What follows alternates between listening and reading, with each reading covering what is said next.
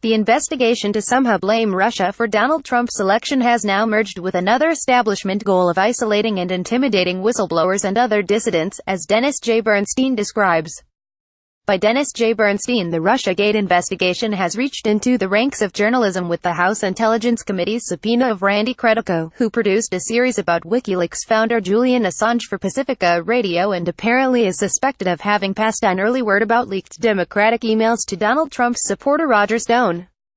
Journalist activist satirist Randy Credico. The Credico subpoena, after he declined a request for a voluntary interview, underscores how the investigation is moving into areas of guilt by association, and further isolating whistleblowers who defy the powers that be through unauthorized release of information to the public, a point made by National Security Agency whistleblower Thomas Drake in an interview.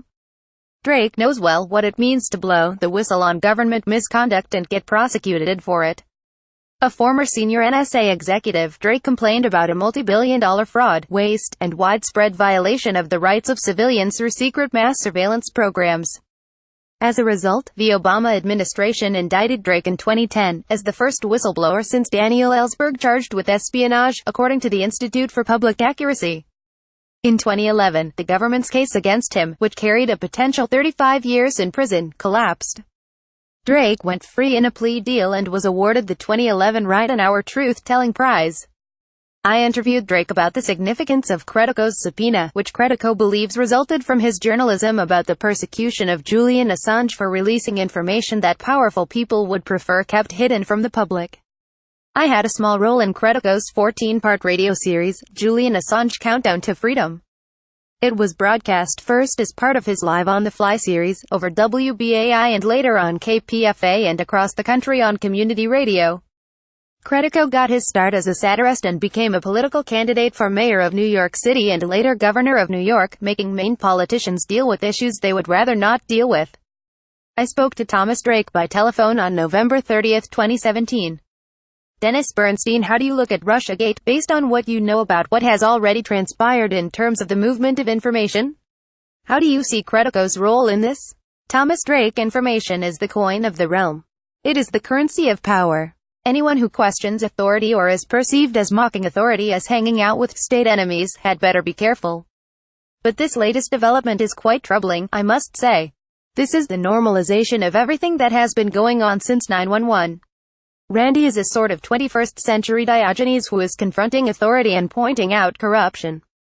This subpoena sends a chilling message. It's a double whammy for Randy because, in the eyes of the US government, he is a media figure hanging out with the wrong media figure, Julian Assange. WikiLeaks logo. Dennis Bernstein, could you say a little bit about what your work was and what you tried to do with your expose? Thomas Drake, my experience was quite telling, in terms of how far the government will go to try to destroy someone's life. The attempt by the government to silence me was extraordinary. They threw everything they had at me, all because I spoke the truth.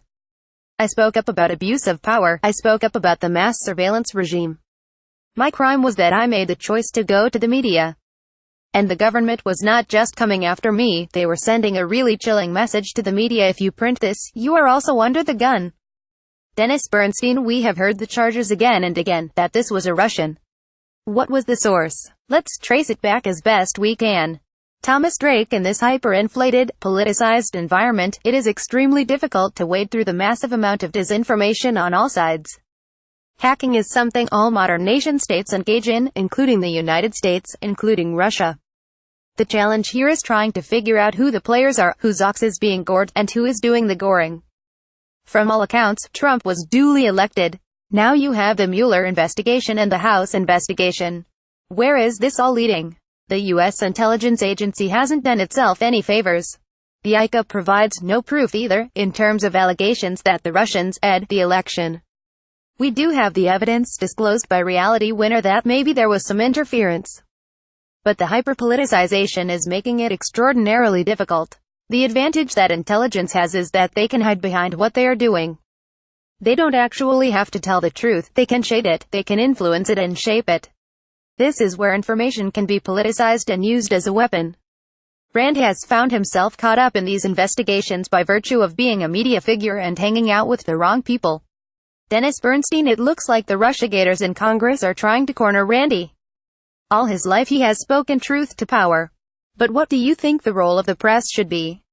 Thomas Drake: the press amplifies just about everything they focus on, especially with today's 24-hour, in-your-face social media. Even the main media is publishing directly to their web pages. You have to get behind the cacophony of all that noise and ask why. What are the intentions here? Retired Gen. Michael Hayden, former director of the CIA and the NSA. I believe there are still enough independent journalists who are looking further and deeper. But clearly there are those who are hell-bent on making life as difficult as possible for the current president and those who are going to defend him to the hilt. I was not surprised at all that Trump won. A significant percentage of the American electorate were looking for something different. Dennis Bernstein: well, if you consider the content of those emails, certainly, the Clinton folks got rid of Bernie Sanders.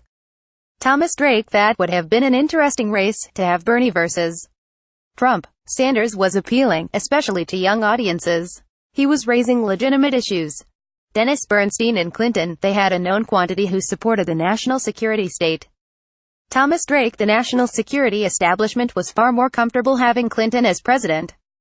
Someone central to my own case, General Michael Hayden, just a couple days ago went apoplectic because of a tweet from Trump taking on the main media. Hayden got over 100,000 likes on his response.